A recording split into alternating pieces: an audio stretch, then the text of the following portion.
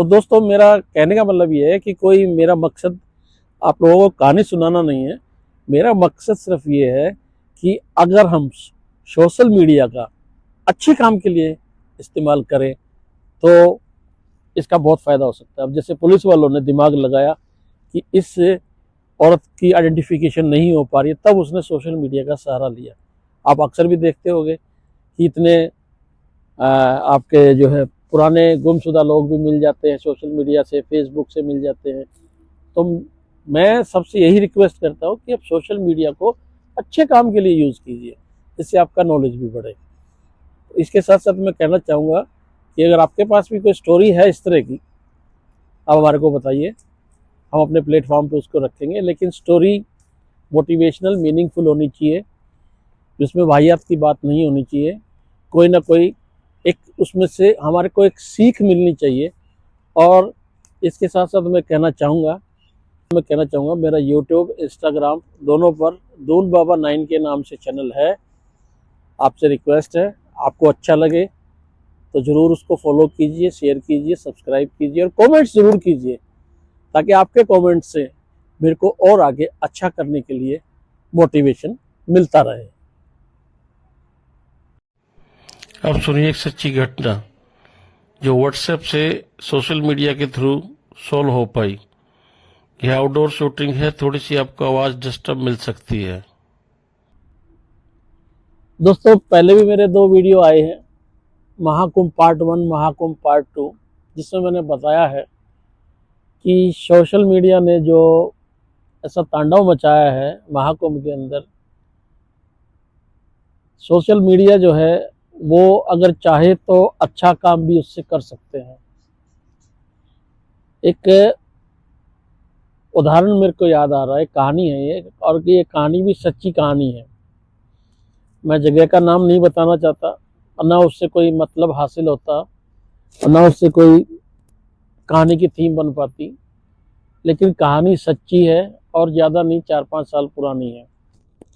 होता क्या है, कुछ एरिया राजस्थान और मध्य प्रदेश के बॉर्डर पर लगता है। मध्य प्रदेश के बॉर्डर पर जो एरिया लगता है उससे कोई 30-40 किलोमीटर अंदर, राजस्थान से 30-40 किलोमीटर, राजस्थान से जब आएंगे तो मध्य प्रदेश में एंटर करने के बाद 30-40 किलोमीटर अंदर एक जंगल टाइप जगह है। उस जंगल में एक गडरिया जो भेड़ वगैरह चराता है, वो अपनी भेड़ लेकर गया था चराने के लिए। तो वहाँ उसने एक डेड बॉडी देखी।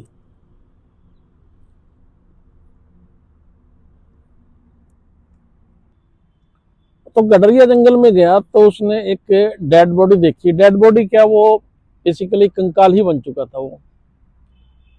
वो थोड़ा सा घबराया, वो उस जंगल से निकल के सड़क के किनारे आया और उसने जो है आते जाते राहगीर को रोका। तो वहां पे एक मोटरसाइकिल वाले को रोका। मोटरसाइकिल वाले ने पुलिस को फोन किया। मध्य प्रदेश का बॉर्डर था वो, उसके बाद राजस्थान शुरू हो जाता है। तो मध्य प्रदेश की पुलिस आई, उन्होंने देखा कि ये कंकाल है, लेकिन कपड़ों से और बालों से, क्योंकि बाल भी जो है इतनी जल्दी गलते नहीं है अगर कोई डेड बॉडी पड़ी हो, तो कपड़ों से और बालों से लगा कि वो किसी लेडीज की डेड बॉडी है या कंकाल है। उन्होंने उसी वक्त उसको अपने कब्जे में लिया, उसको पोस्टमार्टम के लिए भेजा, फिर उसकी तलाश शुरू की। अब जंगल के अंदर कोई डेड बॉडी पड़ी है, कंकाल पड़ा है, किसी ने कोई कंप्लेंट भी नहीं लिखवाई है, तो उसको पहचानना बहुत मुश्किल हो जाता है। अब क्या होता है कि इन्होंने पोस्टमार्टम कराया, पुलिस ने, मध्य प्रदेश पुलिस ने। तो उन्होंने पोस्टमार्टम कराया तो रिपोर्ट में आया कि इसके पीछे वाले खोपड़ी में जो ना चोट लगी हुई है, यहाँ से खोपड़ी क्रैक है, यानी कि पीछे से कुछ मारा गया है इस लेडी को।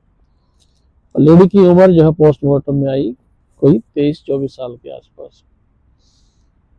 तो ये तो उन्होंने अपना प्रिजर्व कर लिया, पोस्टमार्टम भी। अब सवाल ये उठता था कि ये है कौन। अब इन्होंने आसपास मध्य प्रदेश के बॉर्डर के जितने भी एरिया थे, तकरीबन तकरीबन मध्य प्रदेश का राजस्थान से वो एरिया लगता है 483 किलोमीटर के आसपास का। तो पूरे एरिया में छानबीन की, हर पुलिस स्टेशन में खबर भेजी कि भी कोई इतनी उम्र की कोई लेडीज लापता है, नहीं बनी बात। पूरी कोशिश की उन्होंने, राजस्थान बॉर्डर पार करके भी 2-4 से थानों में पता किया, तो तब भी नहीं बनी बात। अब देखिए, अगर प्रशासन चाहे तो बहुत कुछ हो सकता है। उनमें से एक पुलिस वाले ने जब पोस्टमार्टम हुआ तो उसने थोड़ा थोड़ा आइडिया ले लिया कि भाई इस लेडी की शक्ल किस किस तरह की हो सकती है।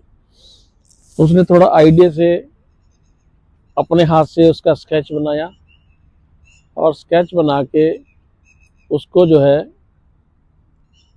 कपड़े उसके साथ में रखे, और कपड़े साथ रखने के बाद वो फोटो खींच के वो व्हाट्सएप पे वायरल कर दिया। अब व्हाट्सएप पे जो वायरल हुआ है फोटो, तो कहते हैं कि मेहनत तो हमेशा रंग लाती है भाई। जैसे अब मध्य प्रदेश के बॉर्डर पे लोग रहते हैं तो उनके रिश्तेदार बॉर्डर पार करके राजस्थान में भी होते हैं, और भी जगह होते हैं।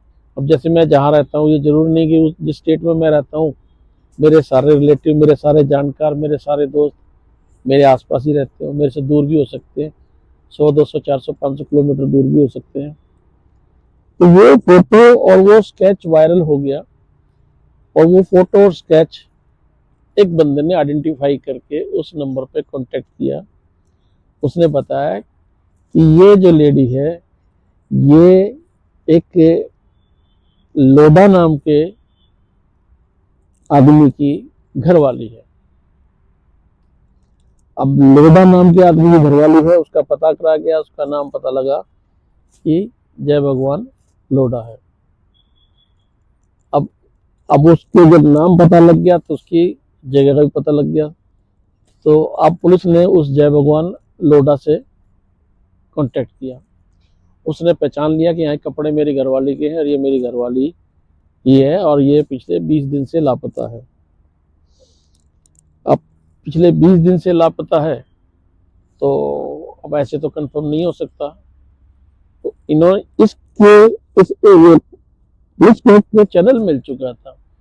इस चैनल से उन्होंने इस लड़की के माँ बाप को बुलाया, और इस कंकाल से उनका डीएनए टेस्ट किया, तो कंफर्म हो गया कि ये लोडा की पत्नी की ही कंकाल है।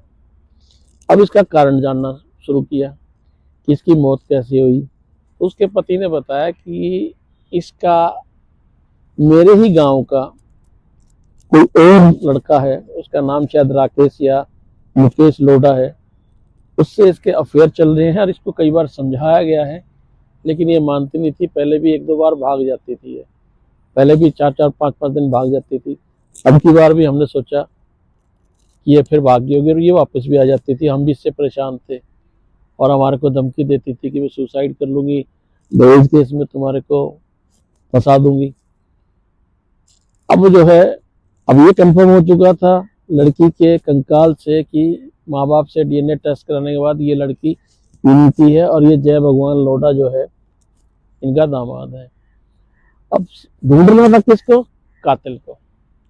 अब कातिल को ढूंढा गया तो पता लगा कि वो मुकेश राकेश जो भी लोडा था वो अपने घर से गायब है। तो अब उसको ढूंढा गया, खैर आखिर में उसको पकड़ लिया गया। फिर उससे पूछा गया, उसने बताया कि मैंने इसको बोला था किसी को बिना बताए हम घर से भागेंगे, तू किसी को बिना बताए फलानी जगह मिलियो बॉर्डर पर, और हम वहां से भाग जाएंगे। क्यों? क्योंकि ये मेरे पीछे पड़ी हुई थी, मैं पहले से शादीशुदा हूँ, और इसका भी अपना घर है। ठीक है, हमारी बातचीत थी, हमारी दोस्ती थी, इनके रिलेशन भी थे अलग तरह के भी, लेकिन ये मेरे पीछे पड़ी हुई थी, जिसकी वजह से मेरा पूरा बसा बसाया घर बर्बाद हो जाता। अब मैंने इससे पीछा छुड़ाने की कोशिश की, लेकिन ये मेरा पीछा नहीं छोड़ रही थी, मेरा घर बर्बाद हो जाता। तो मैंने इसको बुलाया मध्य प्रदेश के बॉर्डर पे, क्योंकि बॉर्डर लगता है राजस्थान मध्य प्रदेश, ऐसी हमारे यहाँ है। दिल्ली पंजाब चले जाओ, दिल्ली हरियाणा चले जाओ, किसी बॉर्डर पे कोई ज़्यादा रोक टोक नहीं होती है, सिवाय कमर्शियल गाड़ियों के, क्योंकि कमर्शियल गाड़ियों को रोकते हैं, उनको चुंगी देनी पड़ती है। यार हमने बॉर्डर पार करके 20-30 किलोमीटर हम अंदर मध्य प्रदेश में गए, अंधेरा हो चुका था। मैं इसको जंगल में लेके गया, इसको समझाया मैंने कि भैया मेरा पीछा छोड़ दे, बहुत हो चुका है, अब हम दोनों के घर बर्बाद हो जाएंगे। ये मानी नहीं, वहाँ पत्थर पड़ा था, मैंने इसके पीछे से पत्थर मारा और ये वहीं बेहोश होकर गिर गई। मैं 5-7 मिनट वहाँ रुका, मैंने देखा इसकी सांस रुक गई और मैं वहाँ से अपने घर आ गया। अब आई विटनेस कोई नहीं था कि इसको सजा दी जाए तो कैसे दी जाए। तब पुलिस ने उस व्हाट्सएप से चेन जोड़ते हुए एविडेंस इकट्ठे किए और डीएनए रिपोर्ट और आपका फोरेंसिक की रिपोर्ट और पोस्टमार्टम, तब जाके उसको 302 के अंदर उस इंसान को सजा हुई।